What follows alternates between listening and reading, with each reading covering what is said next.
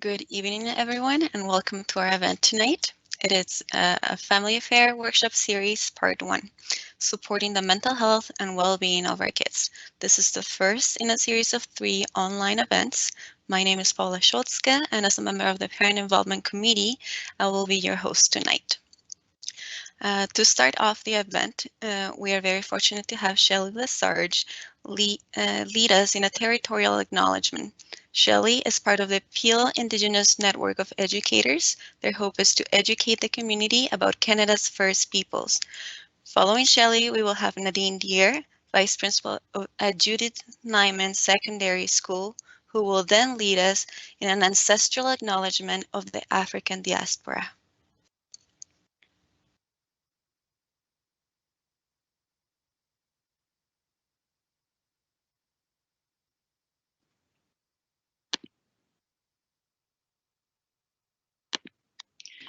Ani, Wewana Bojo, Kinawea, Wapski Gojigang, Indigenous, Shelley Lesarge, Indigenous, Makwado Dam Indao, Marathon, Brampton, Indigenaba, Anishinaabe Kwe. What I said in my language was hello and welcome, everyone. My Anishinaabe name is Bright New Shining Star, and my government name is Shelley Lesarge. I am Bear Clan, I am from Marathon, Ontario, and I now live in Brampton. I am a proud Anishinaabe woman. I would like to begin by acknowledging that the Peel District School Board is situated upon the traditional territories of the Huron-Wendat, Adirondack, and the Anishinaabeg Nation, and specifically the treaty territory of the Mishwazagig, the Mississaugas of the Credit First Nation. We are part of the Ajetons Treaty 19, the Head of the Waters Treaty 14, and the Toronto Purchase Treaty 13A. I recognize the significance of the Dish with One Spoon covenant to this land. It is a peace agreement made between Indigenous nations before the Europeans arrived. It characterizes the collective responsibility to each other and to Mother Earth. We should take only what we need, leave enough for others, and keep the dish clean. When we acknowledge the land, we acknowledge that we are benefiting from the planned and ongoing genocide of the Indigenous peoples of Turtle Island, that we benefit and profit from the stolen land and broken treaties, and that we continue the processes of colonization. Furthermore, when we acknowledge the land and the original peoples of Turtle Island, we must recognize that they are a powerful resource and have an important story that is often ignored or misrepresented. As a community, we need to recognize the ever-present systemic inequities that stem directly from these past wrongs, and we should commit ourselves indefinitely to respecting and reconciling this long history of injustice. In the spirit of reconciliation, the Peel District School Board recognizes the enduring presence of many First Nations, Métis, and Inuit people on this land today, such as the Mi'kmaq and the Haudenosaunee, just to name a few. Acknowledging them reminds us of our important connection to this land, where we work, live, and unlearn. Personally, the land is where I am from. It grounds me on a daily basis. There is wisdom that comes from within the land and its original inhabitants. A wisdom that should be honored, celebrated, and acknowledged. To be on the land is a great privilege and honor. Every chance I get, I take off my shoes and I plant my feet on the land. This renews my spirit. I honor Mother Earth when I make offerings of tobacco and use her resources for healing. I protect the water, as it is every woman's duty, by listening, singing, drumming, offering tobacco, and teaching about the water. I am grateful for the land and all of its beauty, power, and resources. Nahau, Miigwech, Indawe, Majana Dog, all my relations. Oh.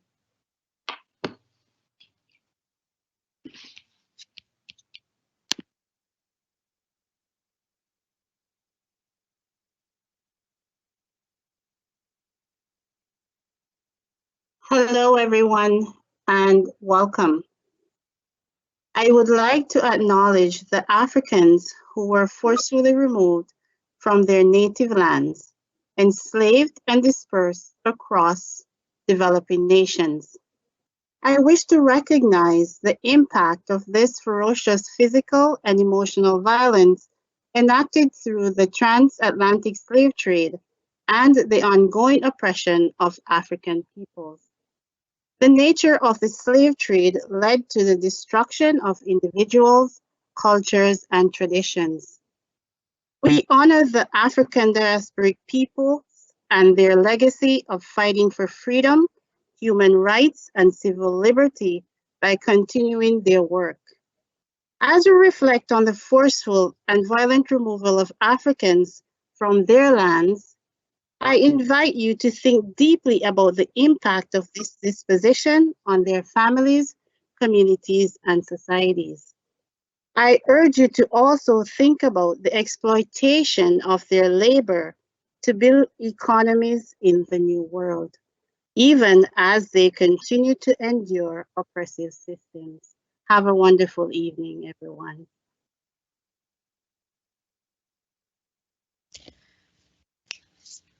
Thank you, Shelley and Nadine. We now understand that many may not be familiar with PIC and its Family Affair Conference, but it has been an annual event for the last few years. Tonight's event, however, is a collaboration between PIC and the PDSB's professional student services personnel in psychology, social work, and speech and language, and the Patricia Russell's Family of Schools, formerly known as Pat Novell's Family of Schools.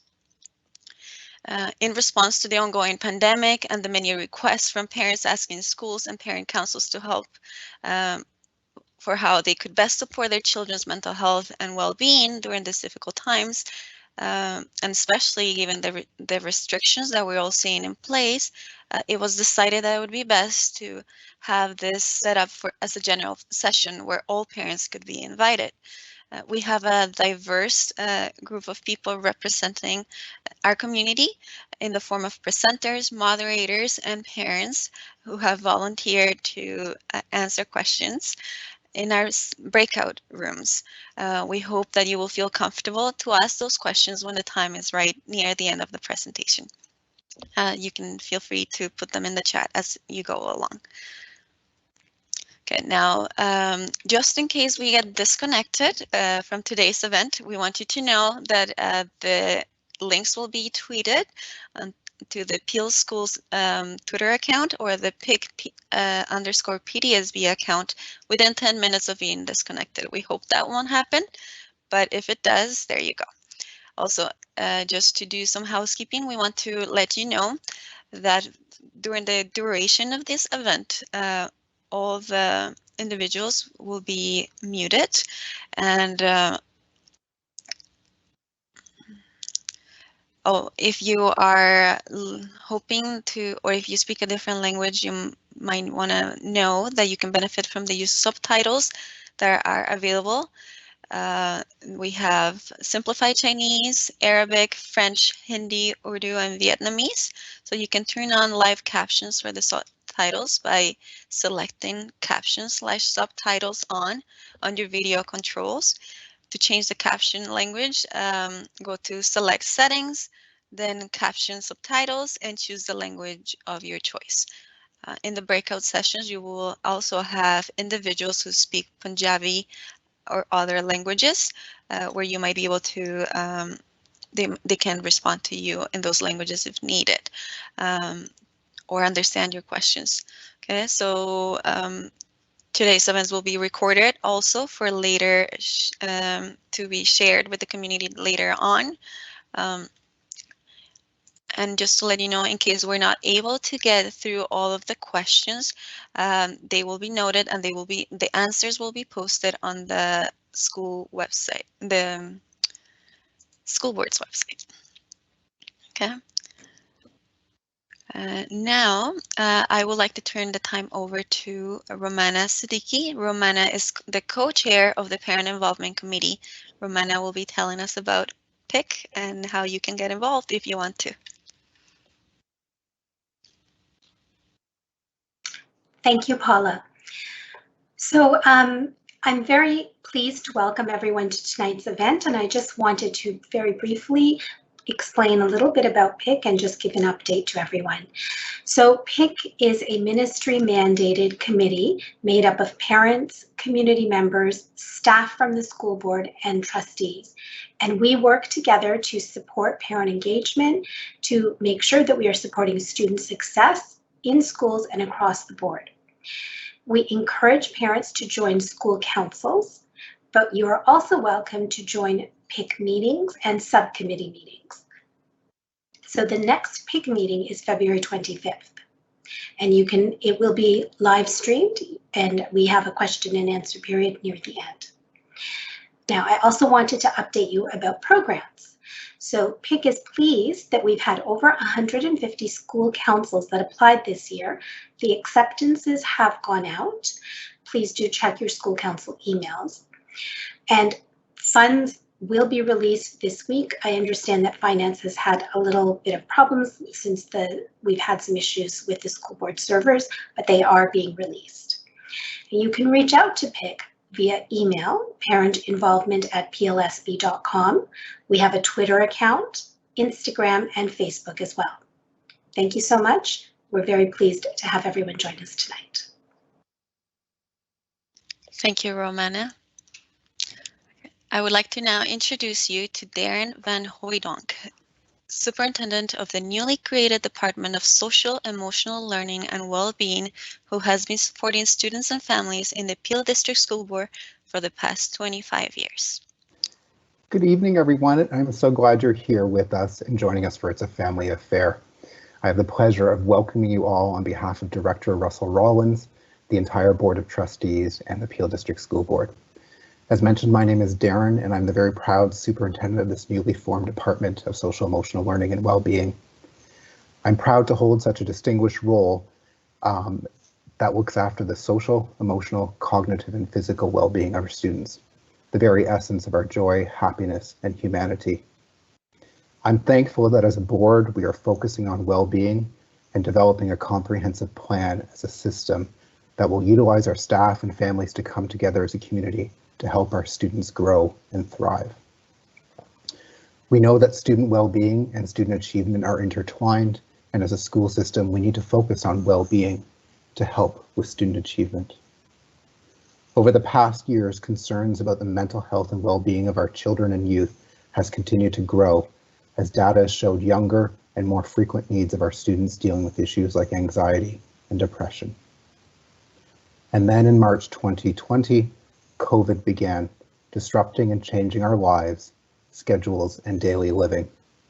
And for some of us, the new lockdown measures in the past weeks have disrupted our lives even more. The pandemic has created ongoing unpredictability, feelings of collective loss and grief, for many, as well as feelings of worry and anxiety. So much has changed, and so quickly. There have been huge demands on our capacity to adapt to a very dramatically different way of life.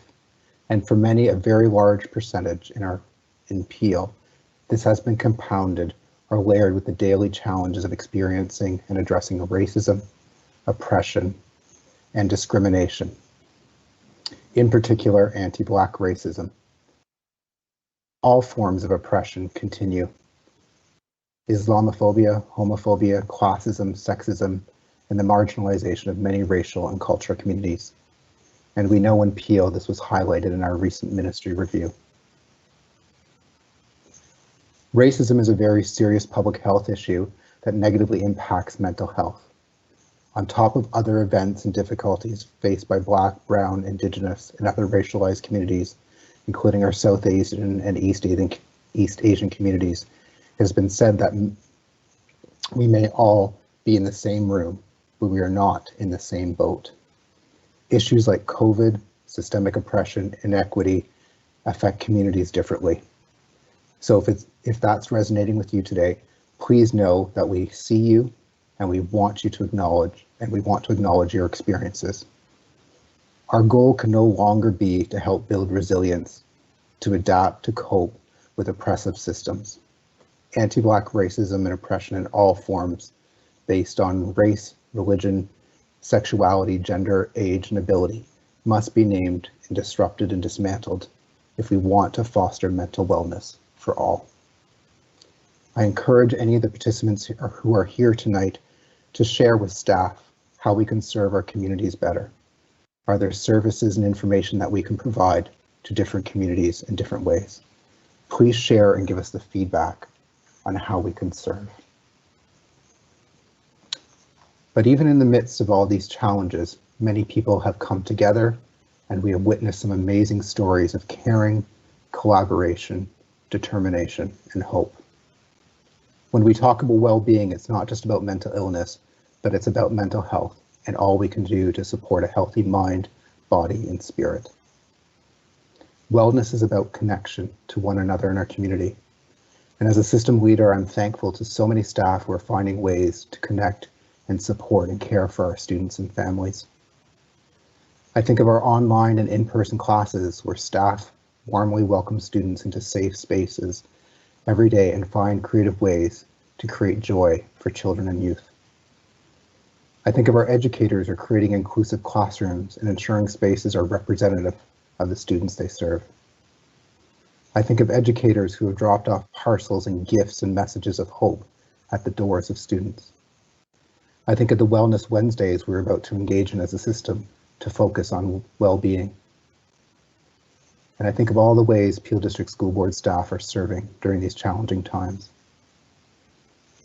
I'm thankful for the staff in the Social Emotional Learning and Wellbeing Department who not only focus on clinical and responsive supports, but on being proactive and promoting positive mental health. The team comprises over 200 professional support staff, including social workers, psychologists, speech and language pathologists. We have a social emotional learning team dedicated to establishing positive climate through an anti-racist lens. And we also have a mental health team who are here tonight and an integral part of the planning. In addition, as a system, we're in the process of hiring 11 new mental health clinicians, focusing on targeted hiring to meet diverse identities represented in Peel, including Black, Indigenous, LGBTQ, and Muslim identities of the new staff hired, who also speak a variety of languages represented in our district. There's also an establishment of a call-in line that will be launched in the next few weeks, so adolescents and families in Peel have a direct access to mental health support. We're also continuing our ongoing collaboration with community support agencies and the hiring of 26 child youth care practitioners for our elementary schools. Just before I finish, I would like to take a moment to thank and recognize the many hours of thoughtful reflection and care that went into making tonight's event possible. First of all, to our parent volunteers, Paula Schultzky, Mangaljit Dab, Ramana Siddiqui, Warda Abdul Samad, Carla Bailey, and Tabassum Anwar. I'd like to recognize our staff from communications and our tech support, and our many school principals, vice principals, and office assistants who are here. Our presenters, Nicole, Jessica, and Monica, and our moderators, Valerie, Tally, Rosa, Roy, Andrea, and Vanessa, and to all the professional support services staff here and our learning environment teachers. Thank you. We know the time and thought that has gone into the event. Thanks for your time, expertise, and support of our families. Together as a community, we can make a difference. Together, we will find ways to address the issues of today and help our students on the journey towards well-being. So please be safe, take care of one another, and be kind. So many of our students and families are managing a lot of external stresses, and as a school board, we are here to serve. And I'll turn it back to our MC. Thank you. Thank you, Darren. Okay, well, now it is time to turn our attention to tonight's keynote speaker, the Honorable Michael Tibolo, Associate Minister of Mental Health and Addiction. Minister Tibolo is the MPP for the riding of Vaughan Woodbridge and is currently pursuing a doctorate in psychology from the University of Southern California. He's a distinguished lawyer with 30 years of experience, and we're so happy that he could join us today. The floor is yours, Minister. Thank you very much, and good evening, everyone. It truly is a pleasure and an honor for me to be with all of you here this evening. As was mentioned, I'm the MPP for Vaughan Woodbridge, and I'm also the very first Associate Minister for Mental Health and Addictions for the province of Ontario. And that comes at a time when we probably need an Associate Minister for Mental Health and Addictions more than ever. Having come to government, I was concerned, obviously, about what I saw happening in the area of mental health in the province. Being elected, I was hoping to be able to shape the future of the mental health in the province, but never in my wildest dreams did I think that something like COVID-19 would come and take over everything and become the main focus of much of the work being done in mental health, not only from the standpoint of building a system, but also having to deal with a very difficult situation with individuals' mental health. One of the things I wanted to start off by thanking the Peel District School Board's Parent Involvement Committee for extending the invitation. As soon as I heard about the webinar series and it's a family affair event, I knew I had to be part of it. And I want to congratulate all the organizers and all of you attending this amazing event. Just by being here, you're helping raise awareness around the mental health challenges experienced by our children and youth, and many of the struggles parents are going through during these most difficult times. Since first taking office as Ontario's first Associate Minister of Mental Health and Addictions, I've heard many stories of the struggles parents and their children have been facing with their mental health. I'm married to a teacher who's retired now, but I also have heard and seen many of the stories of just how difficult it is for children in school, and of course the teachers and the tasks that they have to maintaining the classroom, and then of course the virtual classroom now, and the different things that have been added to them. And I have to say, not only do we acknowledge the toll that it's taken on the lives of our children, the lives of our teachers, all our loved ones, we can't ignore this, but we also have to look at the resiliency of the teachers and our kids. I've sat in a couple of classes. I was absolutely astounded by the level of engagement that the teachers had and the children on a virtual screen. But again, these are difficult times, they're trying times. We know before COVID-19 that 1 in 3 people in Canada are expected to experience a mental health and addiction issue during their lifetime. And we know that 70% of these issues began early in a person's life, either in childhood or as young adults. And we also know that suicide is the second leading cause of death for young people in Canada, only after accidents and preventable injuries. And that's why now more than ever, we have to prioritize mental health. And listening to the speakers that preceded me, I'm so happy to hear what Peel Region, what the Peel School Board is doing in terms of engaging and making it okay to talk about mental health. When we deal with kids under the age of 12, we know that especially during these trying times, without standard routines of interacting with friends and others, it's going to have an impact on their lives. And the moms and the dads at home, having becoming not only spouses but now also teachers and caregivers on a 24/7 basis, we know this isn't easy. And we know that these changes in routines are impacting on the mental health of the children and the parents. And as parents and guardians, it's important that we look and understand the signs and symptoms of mental health challenges. Before the holidays, I was proud to announce an additional investment of $176 million this year to address urgent gaps in care and wait times for mental health and addiction services, especially during the COVID-19 outbreak. And I'm pleased to let you know that as part of this funding, we've invested $11 million to enhance capacity access to critical frontline mental health services for Ontario's children and youth. And we want to ensure that we have the right services in place in the community. We also invested $5.8 million for youth wellness teams at the 10 Youth Wellness Hubs Ontario service sites, and another $3.7 million for a brand new eating disorder program for children and youth, up to the age of 25. You know, the statistics speak for themselves, and COVID-19 has made the life of our youth even harder. The eating disorder issue is something that we're looking and seeing trending upwards, and we need to do more. We need to invest and do things that are going to make it easier for kids to get the help they need where and when they need it. In addition to these investments, we invested $2 million for the implementation of Ontario's structured psychotherapy program for families, youth, and children. And this is aimed to treating anxiety and depression, which are the two major mental health issues that we see. This service is completely free and it's available to families in every corner of the province. And that's in addition to the internet-based cognitive behavioral therapy that's also available online for those that would like to use the service. In addition, I was proud to announce another $147 million just before the holiday season. This is specifically as a result of the needs we saw because of the COVID-19 outbreak.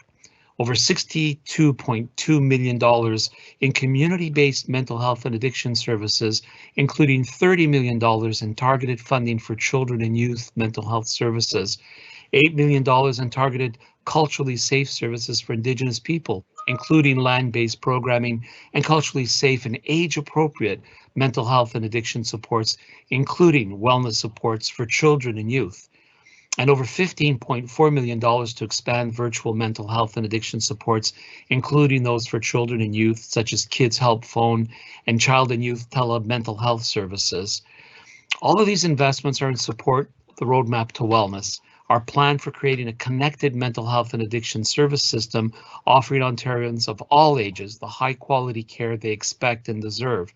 And these services are based on a lifespan model, on a scaled system where we have a step care model within each of the regions and cities, and of course, culturally sensitive and appropriate services to ensure that no one is left behind, because we know one size doesn't fit all.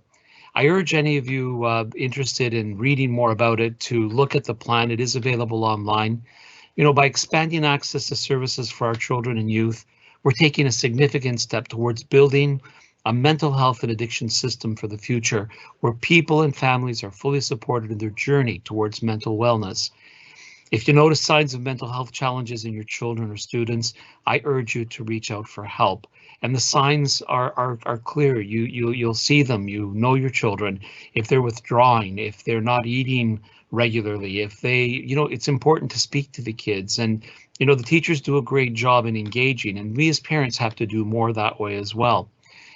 The website that you can find a lot of the services and information available for you is at ontario.ca/mental health. Review the portal, look at the services and the supports that are there for you.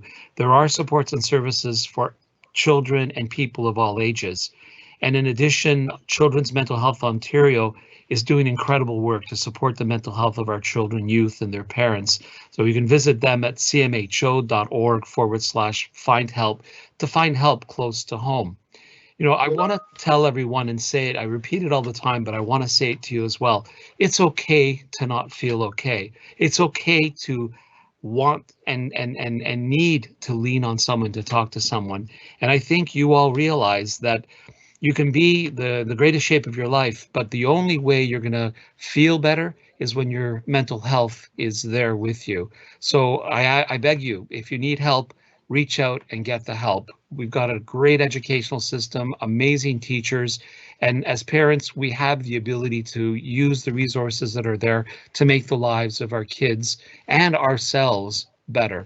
So thank you for the opportunity to be here this evening. Stay safe. God bless everyone. And if there's anything that we can do for you, please reach out to my ministry as well. We're more than happy to listen to good suggestions and build a better, stronger system for everyone. Thank you.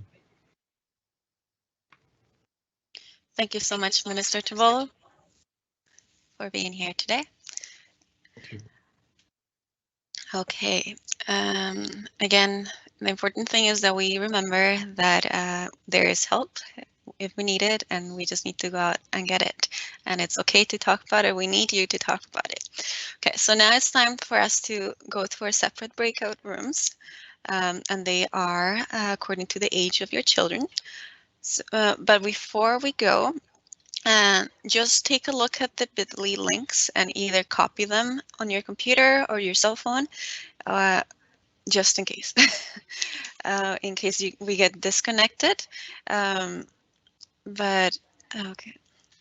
So you're gonna have to go over, if you're in the elementary school age group, you're gonna stay in this meet. Please don't go anywhere.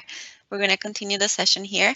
The middle school and secondary school breakout sessions are gonna be taking place in separate spaces, as you can see on the chart displayed. I believe you will have to click on the red button that says leave before you can join the next meeting. That's why I'm asking you to please copy it somewhere. Okay. And we will give you some time to make that move at this point.